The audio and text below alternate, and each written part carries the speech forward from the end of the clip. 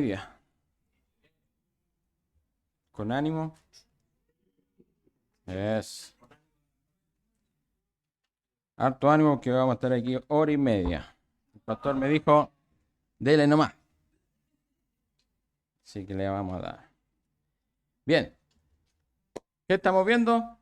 Terminando. Primera de Juan. Estamos terminando. Como dijo Guillermo la semana pasada. Queda un versículo. Así que lo vamos a leer para empezar. Primera de Juan entonces 5, versículo 21. ¿Lo tiene? Sí. No es tan difícil de encontrar porque está atrásito de Apocalipsis y por ahí está Primera de Juan.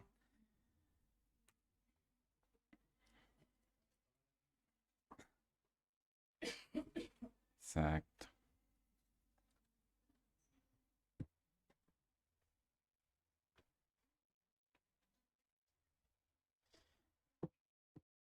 Ya. Vamos a leer entonces, dice la palabra del Señor. Hijitos, guardaos de los ídolos. Amén. Y esa es la predicación del día de hoy. Bien, antes de empezar vamos a orar para que dirijamos nuestro corazón, nuestra vida a escuchar la voz de Dios, a prepararnos para que Dios nos hable a nuestra vida. Oramos al Señor. Padre, gracias por este día, gracias por la honra de ser tus hijos y por este momento de estar reunidos en comunión para escuchar tu voz, para escuchar tu palabra, aprender de ti, conocerte más. Y a veces hay cosas que ya sabemos, pero es bueno volver a recordarlas porque las olvidamos. Es nuestra naturaleza olvidar las cosas. Ayúdanos, Señor, prepara nuestro corazón para recibir de ti. Te damos las gracias en el nombre de Jesús, nuestro bendito Salvador. Amén. Bien. Saludamos también a los que están viéndonos ahí en la cámara. Nunca saludamos a los que ven los videos después. Saludamos ahí. Bien, entonces estamos terminando Primera de Juan y es como extraña esta terminada que le da Juan a todo el capítulo o todo el libro, digamos. Pero, si recuerdan bien, vamos a leer los últimos dos versículos para que tengamos el contexto de cómo está terminando Juan. Dice, sabemos que somos de Dios. Recordemos que en la serie se llama eso. Sabemos. Sabemos que somos de Dios y el mundo entero está bajo el maligno. Versículo 19. Y el 20 dice, pero sabemos que el Hijo de Dios ha venido y nos ha dado entendimiento para conocer al que es verdadero. Y estamos en el verdadero, en su Hijo Jesucristo. Este es el verdadero Dios y la vida eterna. Y de ahí viene el versículo que dice, hijitos, guardaos de los ídolos. Amén. Entonces, antes de terminar, ya está diciendo, ustedes ya saben quién es el Dios verdadero. ¿Y cómo termina? Con esta palabra que dice, hijitos. Varias veces también lo dice anteriormente. Hijitos, y es un título que indica qué cosa. Que hay profundo amor hacia los que son sus hijos, o sea, hijos espirituales, digamos, en la iglesia, a quien está enviando la carta. Eso indica también que hay regeneración, que hay una relación familiar en ese título, hijitos.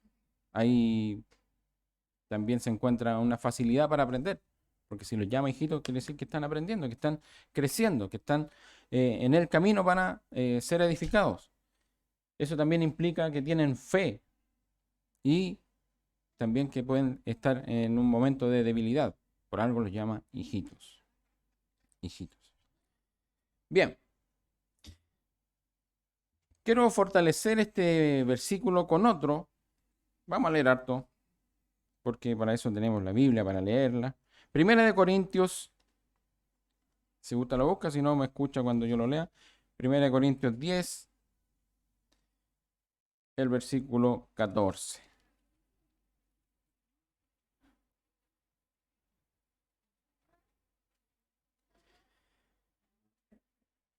1 Corintios 10, versículo 14. Dice, por tanto, aquí está hablando Pablo, no es Juan, amados míos, huid de la idolatría. Entonces, con este versículo vamos a fortalecer lo que está diciendo Juan. ¿Qué queremos decir con esto? Que la Biblia está unificada. Todos tienen la misma idea. Todos apuntan hacia lo mismo. ¿Qué pasa con la idolatría? La idolatría. ¿Ya salió el título puesto ahí o no? ¿Sí? Bueno, ahí tenemos un mono que representa una estatua. Un ídolo. Un ídolo. La idolatría, ¿qué es lo que produce en nosotros? ¿Qué es lo que produce?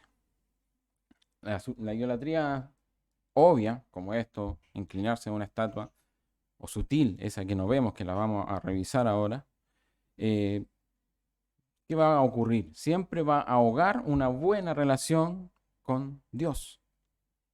La va a empañar. Y va a dañar también nuestras relaciones con los hermanos, porque no vamos a tener el mismo enfoque. Juan termina este libro entonces diciendo, guardaos de los ídolos. ¿Por qué? Porque así protegemos nuestra relación con Dios. Y nosotros queremos tener una buena relación con Dios. Relacionarnos bien con Él. Entonces vamos a dividir más o menos esta palabra idolatría, o sea, no la palabra, el enfoque que tiene la palabra idolatría, es la idolatría que es obvia, que estamos viendo así una imagen, algo que se ve, y también la idolatría que es esa sutil, esa que no se ve, y esa creo que es más complicada. Entonces, vamos a ver qué pasa, ¿de dónde empieza la idolatría? ¿Quién recuerda? Éxodo, 10 mandamientos. Tenemos ahí una imagen con un versículo que dice, Dios lo dijo, y dijo, no tendrás dioses ajenos delante de mí. ¿Quién lo dijo? Lo dijo Moisés porque Moisés lo escribió. No, lo dijo Dios. Dios le dijo a Moisés, estos son los mandamientos que yo te doy. No tendrás dioses ajenos delante de mí. ¿Qué pasó? ¿Qué estaban haciendo? Idolatrando. ¿Qué será? ¿Por qué? Y uno piensa y dice, pero ¿cómo si vieron las plagas ya en Egipto, el mar rojo, y ponen una vaca para adorar? Pero a veces nosotros estamos peores. Vamos para allá, ya vamos para allá. Entonces dice, no tendrás dioses ajenos delante de mí. ¿Qué hacían entonces? Fabricaban dioses. Y si uno medita y piensa en eso, claro, uno tiene el entendimiento, ellos tienen sus ojos cegados, no pueden, y se nota la falta de entendimiento. ¿Por qué? Porque están dándole poder a algo inanimado, algo que no tiene vida. En Isaías habla cuando pesca, dice Isaías, pescan un tronco, le dan forma, con ese otro trozo de tronco se hace fuego, etcétera, mostrando de que es algo que no tiene valor, pero que el hombre dice, tú vas a ser mi Dios. Y le da esa autoridad y se inclinan ante él, lo adoran, y esa es idolatría evidente, porque lo vemos. Y desde el principio del siglo, el año pasado, cuando empezó la reforma, etcétera, vemos cómo el pueblo evangélico se empezó a indicar más a las otras religiones que tenían esta experiencia o esta práctica de inclinarse a imágenes, diciendo, ellos son los idólatras, ellos son los idólatras. ¿Por qué? Porque es evidente ver cómo ellos se inclinan ante imágenes, se inclinan ante una foto, qué sé yo, pero son cosas evidentes que podemos ver y por eso podemos indicarlas, ellos son idólatras. Esa es una idolatría evidente. Pero podemos ampliar este panorama y no tan solo enfocarnos en religiones, que las religiones adoran a cada uno a su Dios o su imagen o su idea, que la pueden adorar antes que a Dios. Pero también podemos ver al mundo cómo cambia a Dios por otras cosas, por otras cosas. ¿Y qué puede formar, hacer un ídolo? Puede ser un político, puede ser el país, puede ser eh, cantantes, equipos de fútbol, ¡ay! Religiones, etcétera. Me estoy refiriendo entonces a idolatrías que son evidentes, que yo puedo ver. ¿Qué significa? Que yo dedico tiempo, esfuerzo por esa persona, ese político o ese país o todo lo que yo tenga en mi corazón, que yo lo cambie por lo que es el lugar que le corresponde a quién, a Dios, a Dios.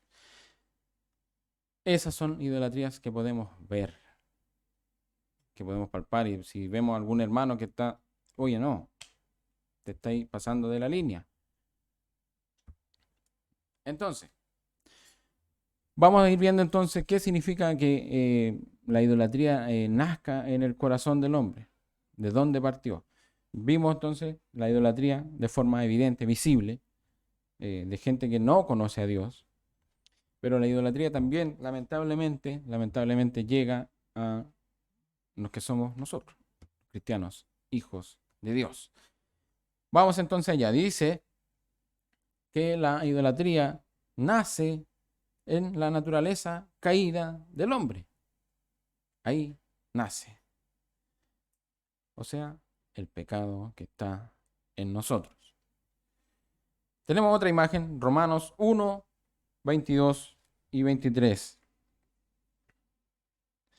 ¿Qué dice ahí? Dice, profesando ser sabios, se hicieron necios. ¿Y qué hicieron? Dice el versículo 23, y cambiaron la gloria del Dios incorruptible en semejanza de imagen de hombre corruptible, de aves, de cuadrúpedos y de reptiles. ¿Cuál es la clave ahí? Cambiaron la gloria de Dios. Cambiaron la gloria de Dios por otra cosa. Y ahí está. Y ahí está. El pecado siempre está en rebeldía contra Dios. Siempre va a querer apartarlo. Que el hombre aparte su mirada de Dios. Porque siempre va a ir en contra de Dios.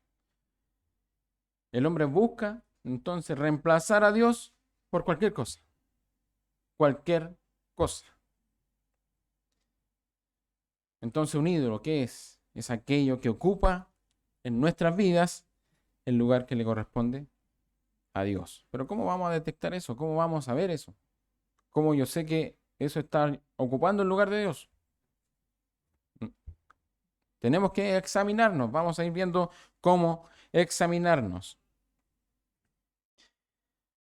Un ídolo es a lo que dedico mi vida y fidelidad.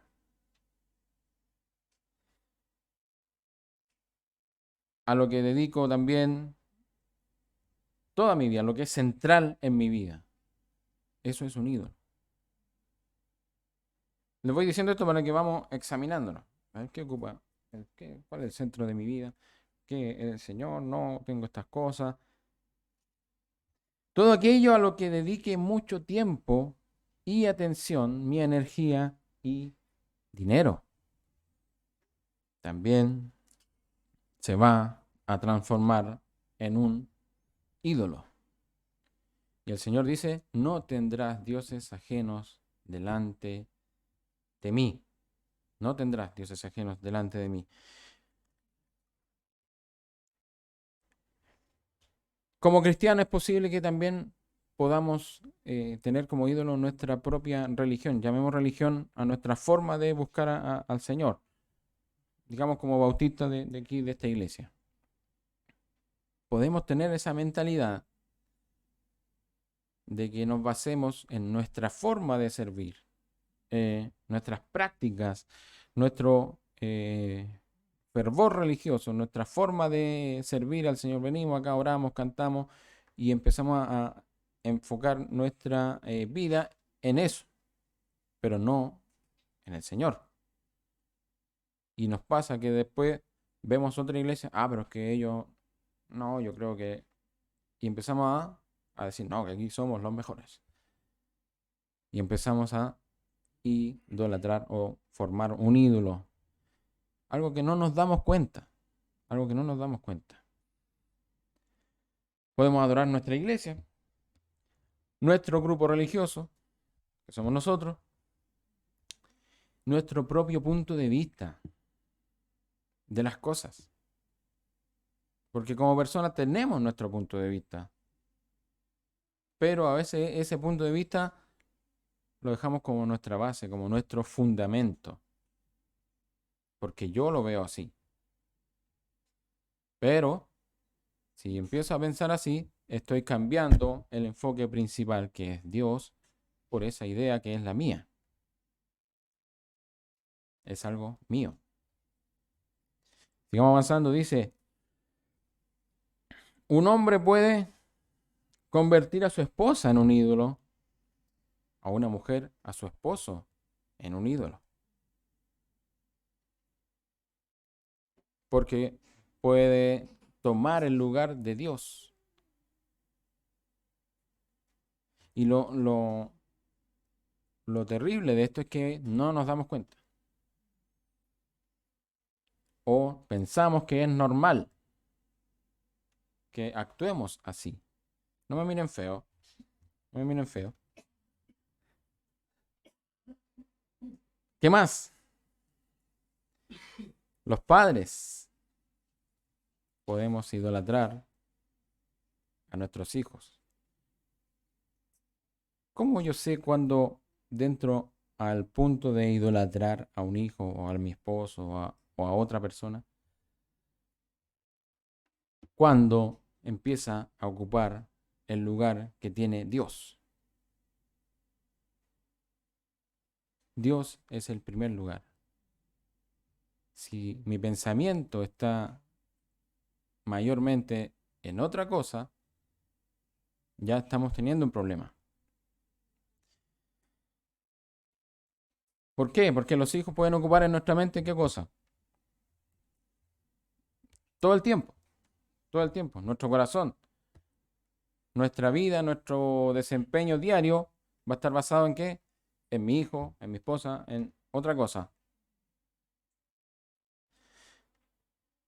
Vamos a dedicar tiempo, atención, pensamiento, incluso hasta la asistencia al templo de Dios va a estar limitado a lo que pase con nuestros hijos o con nuestra esposa, y cambiamos la gloria de Dios, como decía Romano. La cambiamos. Y entonces Dios pasa a segundo plano. Dios pasa a segundo plano. Vamos a ver otro versículo en Mateo. Porque, para que no digan, el hermano está hablando de sus cosas, de lo que piensa, de su punto de vista. Vamos a ir a Mateo 10, versículo 37. Ahí está el versículo también para que lo tiremos, hermano Dani. Para que vean que no lo digo yo. No lo digo yo.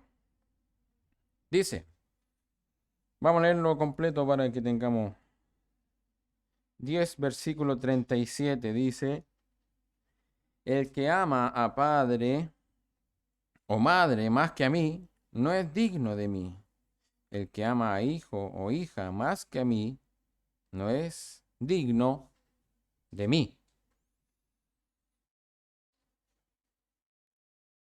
No lo dije yo, lo dice el Señor Jesús. Lo dice el Señor Jesús. Porque está el peligro de caer en idolatría. Pero ¿cómo si es mi hijo? ¿No está diciendo que no lo cuides? No está diciendo que Él no esté en primer lugar. Que tu esposo, que tu esposa, que tu padre, hijos, nietos, cualquier cosa puede tomar el lugar de Dios. A veces nos levantamos mucho y toman el primer lugar. Y, y nos perturba si algo le pasa. Hay que examinarnos, hay que examinarnos. ¿Qué más podemos caer? Podemos idolatrar nuestro trabajo, nuestra profesión. Vivimos para trabajar. Y entra la avaricia. ¿Qué es la avaricia? Es buscar en el dinero lo que solamente está en Dios. Porque de Dios es el dinero. Pero yo busco el dinero y no a Dios. Y ahí está la idolatría. Porque me preocupo de eso, de tener el billete. Entonces, como dije delante, un ídolo es aquello que buscamos fuera de Dios. Fuera de Dios. Para tener una ganancia propia o un beneficio. Y lo leímos. No se preguntaron por qué leímos ese pasaje medio extraño ahí de Hechos, ese platero. ¿Qué habrá querido decir? Contexto de lo que pasó ahí. ¿Se acuerdan de lo que leímos cuando hicimos la lectura bíblica? La palabra de Dios estaba haciendo lo que tiene que hacer, ganando almas para el Señor. Entonces, resumiendo todo esto, el que hacía los templecitos, dice, de la diosa Diana, dijo, llamó a los que trabajaban con él. ¿Qué pasó aquí? Nos están quitando el negocio. Porque dice, no era poca la ganancia, era harto. Entonces, se estaban yendo algunos y él dijo, no. Y el versículo dice que fue una discusión no menor, fue algo grande. ¿Cuál es el punto? Esta persona obtenía beneficio de fabricar estos templecitos, venderlos, de la idolatría. Obtenía beneficio. Entonces yo le estoy diciendo ahora, el hombre busca a Dios. Nosotros, cristianos, también buscamos cosas que no son Dios porque obtenemos beneficio de eso. Y ahí está la clave. Cuando buscamos cosas que nos dan beneficio, pero no son Dios. Y perdemos el enfoque. Entonces, la ganancia que obtenemos, esa es la clave. Que tenemos ganancia, beneficio, y atacamos a eso. Pero no es Dios. Entonces, idolatría. Entonces, quizá el mayor ídolo que exista no son las estatuas, no son los cantantes, los políticos, el trabajo. Quizá el mayor ídolo sea el ego. Nosotros mismos. Porque si pensamos bien, todas estas cosas que nombré, que el trabajo, que los hijos, que la familia, que el país, que todo, ¿por qué se convierte en un ídolo? Porque me afecta directamente a mí. Si yo tengo un ídolo que es un político, ¿por qué lo tengo como ídolo? Porque me beneficia a mí. Si yo pongo a mi esposa por ídolo, es porque tengo un beneficio para mí. O a mis hijos. Son míos. Entonces, todos los ejemplos que di, ¿cuál es la raíz? Son de este pechito. Y ese es el ego. Entonces, por eso quizá sea el mayor ídolo en nuestra vida, porque ponemos nuestro yo delante de cualquier cosa. Queremos nuestro bienestar, queremos estar bien, queremos todo, y a veces sin considerar a Dios, y dejamos a Dios fuera y nuestro ego crece. No como Juan el Bautista que dijo que él crezca y que yo mengüe. Que Cristo crezca en mí. Está complicada la cosa, ¿eh? Porque dice, todo gira alrededor de nosotros. Nuestros intereses, nuestras situaciones, mi desarrollo, todo mío. Y ahí está el peligro, porque realzamos nuestro yo. Es que yo tengo que estar bien, es que yo esto otro. Para mí, esto. No, me pasó a llevar, no. ¿Cómo? Si ¿yo soy qué? Soy igual a la otra persona. Pero a veces nos levantamos.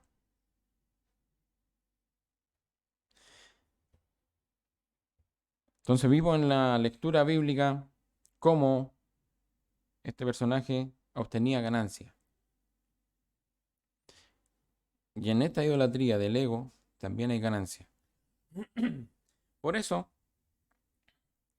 es importante que como cristianos entendamos de que también podemos entrar y caer en la idolatría. Lamentablemente. Porque nuestra naturaleza pecaminosa aún está ahí. ¿Por qué dirá cómo el Señor no nos hizo nacer de nuevo? ¿Por qué seguimos pecando? Porque tenemos que seguir dependiendo de Él, creciendo en Él, dejando las cosas a un lado. Entonces está en nuestra naturaleza. Gálatas 5, no lo busque porque yo sé que usted se lo sabe, donde habla de los frutos, ¿de qué cosa? De la carne. Estamos fortaleciendo entonces que, no, al hermano que está diciendo que nace de mí, no, si está ahí, está en nuestra naturaleza. Dice, manifiestas son las obras de la carne, ¿qué cosa? ¿Para qué vamos a nombrar las demás si ya las tenemos? Por eso dice ahí, idolatría. Está ahí, está en nuestra naturaleza. La tenemos. Pero ¿cómo? Sí, la tenemos. Podemos caer en idolatría. No, es que yo leo la Biblia y oro. Tenemos nuestra naturaleza pecaminosa. Y hay un ejemplo muy bueno. Este sí lo vamos a buscar. Del mismo autor de este libro. Y vamos a ir a Apocalipsis. Nuestro querido Juan.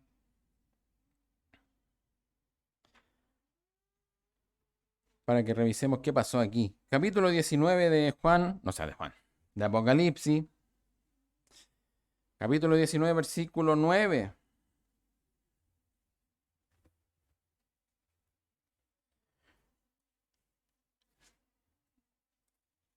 Dice, y el ángel me dijo, escribe, bienaventurados los que son llamados a la cena de las bodas del Cordero. Y me dijo, estas son palabras verdaderas de Dios. ¿Qué hizo Juan? Yo me postré a sus pies para adorarle. Y él me dijo, mira, no lo hagas. Yo soy consiervo tuyo y de tus hermanos que retienen el testimonio de Jesús. Adora a Dios. Porque el testimonio de Jesús es el espíritu de la profecía. Y hay un capítulo más adelante, el 22, donde ocurre algo parecido. El 22, versículo 8, dice, yo soy Juan, o yo Juan soy el que oyó y vio estas cosas. Y después que las hube oído y visto, me postré para adorar a los pies del ángel que me mostraba estas cosas. Pero él me dijo, mira, no lo hagas porque yo soy consiervo tuyo, de tus hermanos los profetas y de los que guardan las palabras de este libro. Adora a Dios. ¿Quién hizo esto? Juan. Juan. ¿Quién fue Juan? Estuvo en la cruz, viendo a Jesús morir. Tuvo los momentos más extraordinarios con Jesús. Tuvo una revelación para escribir estas cartas que estamos aprendiendo de ella. Pero seguía teniendo su naturaleza. Claro, podemos justificar, claro, viendo todo lo portentoso, claro, hasta yo me habría postrado. Bueno, de más, pues si Juan lo hizo. ¿A qué voy? Como cristianos podemos caer en idolatría. Pero ahí estaba el ángel. Juan, no. A Dios, adora a Dios.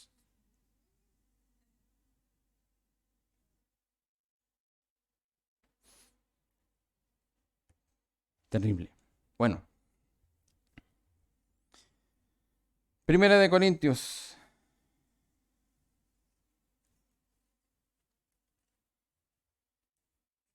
Queda poco. No se asuste. Primera de Corintios 10, versículo 12.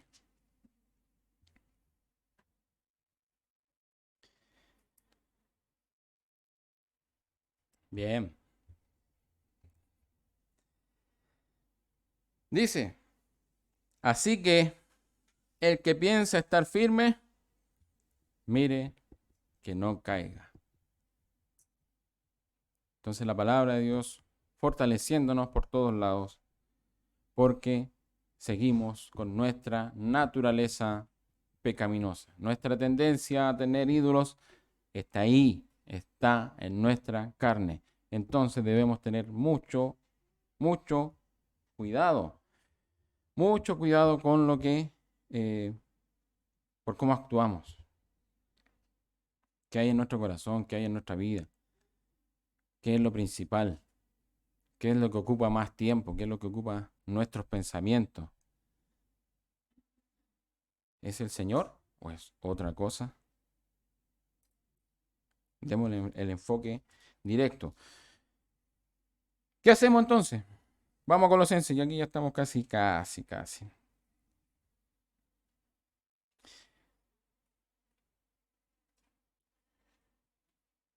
Colosenses capítulo 3, versículo 5. Porque para todo tenemos solución del Señor. Dice, ahí está, haced morir, pues, lo terrenal en vosotros. ¿Qué es lo terrenal? La naturaleza pecaminosa. Pero ¿cómo la hago morir? Leamos el versículo entero mejor para tener el contexto. Dice, haced morir lo terrenal en vosotros, fornicación, impureza, pasiones desordenadas, malos deseos y avaricia, que es idolatría. Entonces, cuando dice hacer morir, no es simplemente suprimir o controlar los actos, es eliminarlos, exterminarlos. ¿Se acuerda cuando mandaron a Saúl a exterminar un pueblo? Resumiendo, para no entrar, me largo media hora más. Dios lo mandó, elimina todo. ¿Qué hizo Saúl? Lo mató todo. No. Ahí dejó su trofeo al rey, dejó algunas cositas que eran para el Señor, dijo Saúl. Las dejó. Y llegó el profeta. No, tienes que matar. Eso es hacer morir. Que las cosas estén muertas para nosotros y nosotros muertas para ellas.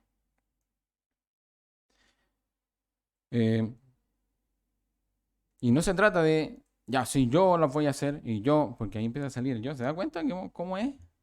Yo voy a dejar de hacer esto, yo voy a hacer esto y... ¿Qué dice el Señor? No es por obras. ¿Para qué? Para que nadie se gloríe, porque la gloria de quién es? Es de Él. Si Él hace la obra en nosotros. Si vamos a hacer algo, hagámoslo con nuestro enfoque correcto. No basta decir con que no, si estamos orando, estamos eh, haciendo las cosas bien, dejando las cosas en las manos del Señor. Cuando nuestros hechos, ahí, en nuestro actuar, en nuestras palabras, en lo que hacemos, ahí se evidencia lo que hay en nuestro corazón, si hay cercanía al Señor o no, en nuestras decisiones. ¿Están enfocadas en qué? ¿En nosotros o en el Señor? Ahí se ve. Porque yo puedo decir muchas cosas, pero no, yo estoy sometiendo mi vida al Señor, quiero que Él me dirija, pero en la práctica, cuando hay un problema, cuando hay una situación difícil, estoy yo aquí, no, pero tenemos que hacer esto, ¿y el Señor qué está ocupando? Está esperando nuestra decisión para que, y ahí tú, Señor, me ayudas en lo que yo decida. El enfoque principal es el Señor. Él es primero. Si hay algún problema en la situación, al Señor. Y Él nos va a dar claridad para esa solución. ¿Dónde? Aquí, su palabra.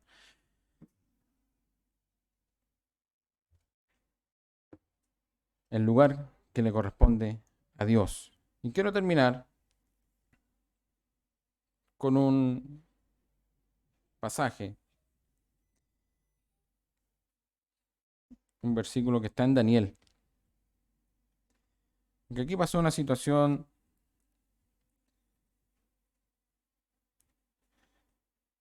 Este no lo marqué y no sé dónde está Daniel. Ahí está. Daniel, capítulo 3.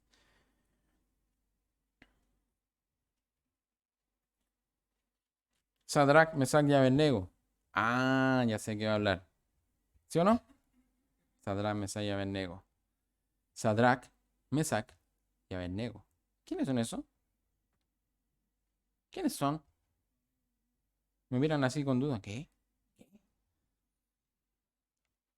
Son los tres jóvenes que estaban allá en Babilonia cuando el rey eh, se le ocurrió construir una estatua y que cuando hubiera sonido, que hicieran todos de rodillas para adorar esa imagen. O sea, una idolatría realmente evidente. Ellos sabían, Sadrach, Mesach y Abednego, y conocían a Dios. Veamos lo que dice el versículo 16 y 18 de Daniel.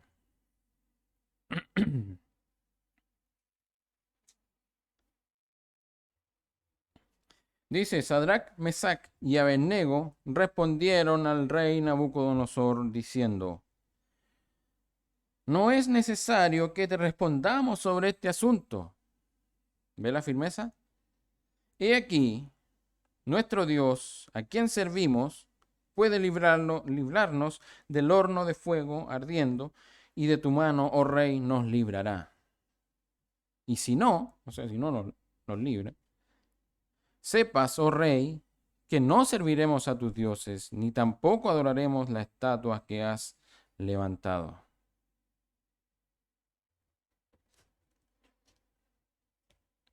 Ellos dijeron, no. Nosotros también debemos decir no. Pero a esas cosas no tan evidentes como esta estatua.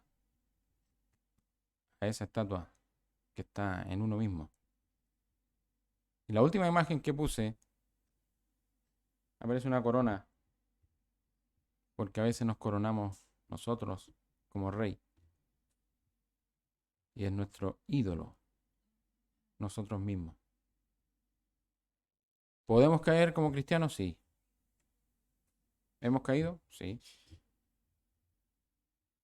Debemos examinarnos y debemos hacer morir aquellas cosas que impiden esa relación con Dios. Juan termina este libro con esta protección. Guardaos de los ídolos, porque hay peligro.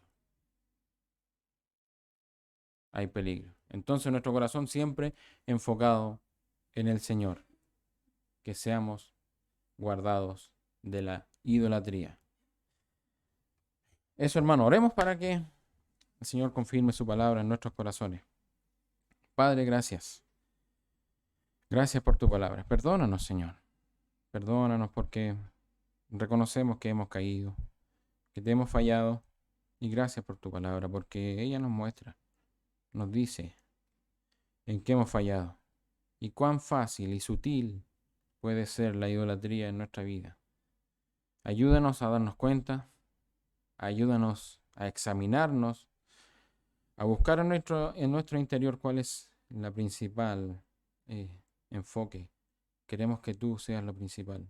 Queremos que tú seas el Señor de nuestra vida y que se note y que se vea en cada una de nuestras actividades diarias. Señor, tú eres nuestro Padre. Ayúdanos para que nuestra vida sea guiada por ti. Gracias, Señor, por tu palabra. Bendícenos, guárdanos para que podamos siempre ponerla por obra. Te agradecemos, Señor, por esta tu palabra. En el nombre de Jesús, nuestro Salvador. Amén.